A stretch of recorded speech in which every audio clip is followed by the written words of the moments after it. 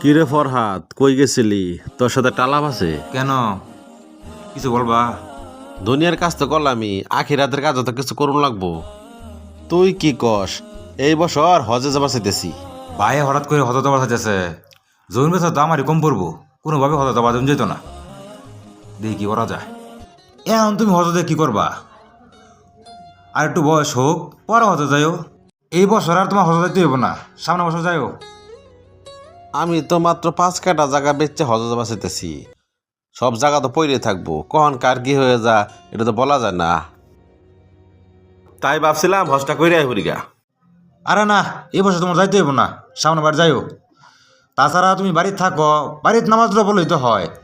বুঝছি, তুই ভাবছস জমিন যদি বেচে আলাই তোর বাগের থেকে তো কম পড়ে যাবো গা, তোর জমিন কমে যাবো গা। আমার তো আর ওয়ারিস দান নাই, তুই সব কিছু পাবি, তোর পোলাপানে সব কিছু পাইবো। এর লেগে তুই না করস। বুঝছি বুঝছি।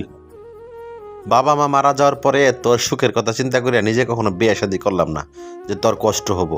আর আজ আমি বাবার জমি বিক্রি করে হজে যাবার চাই, তুই না করস। তুই আমার আপন ভাই হয়ে না করলি। রাগ করো আর তাই কিছু করো, সম্পদ তো কমলো না, জমি তো তোমার বেচবার দিলাম না। স্বার্থের কাছে আপন কেউ হয় না।